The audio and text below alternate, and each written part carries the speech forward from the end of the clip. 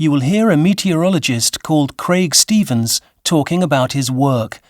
For questions 1 to 10, complete the sentences with a word or short phrase. Hi everyone, I'm Craig Stevens. You may know me from Weather Watch, a science programme I used to present on children's television aimed at helping younger viewers understand basic aspects of meteorology. But I originally started out in this country as the weather presenter on a TV programme for farmers. That's actually what I do now, but for a different channel. The programme goes out at 9 o'clock on Sunday mornings, so you may not have seen it.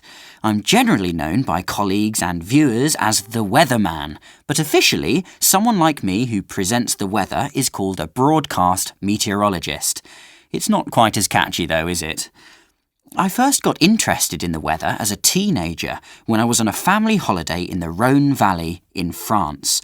We spent 3 weeks in summer travelling and sleeping in a tent, but in one particular small town, my parents decided it was far too windy to camp, so we rented a holiday apartment next to the campsite we'd intended to stay in.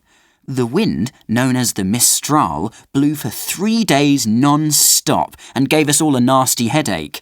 It was really quite irritating.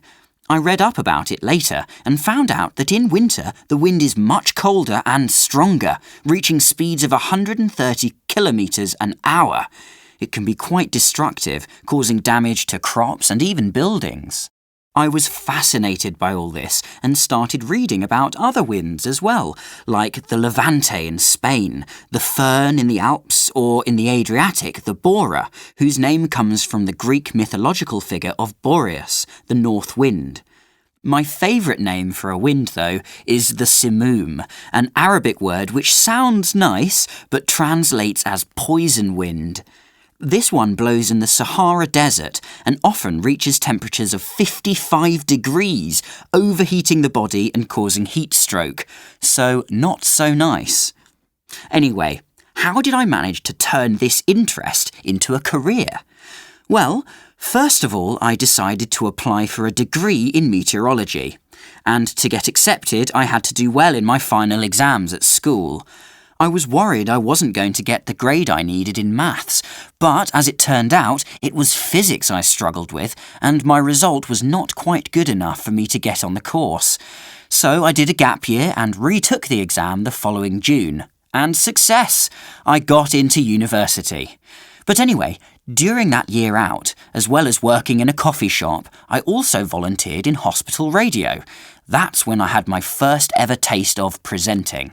I had to do mundane things as well, like clean the studio or make the tea, but I was given some really useful training in presentation techniques and even got to read the news and weather. I loved it.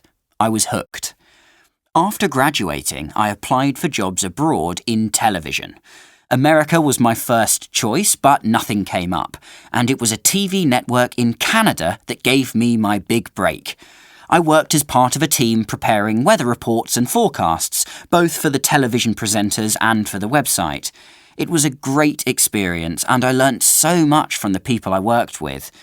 For one thing, I really liked the style of the presenters there, and it's one I try to use myself. There was nothing formal or overdramatic about it.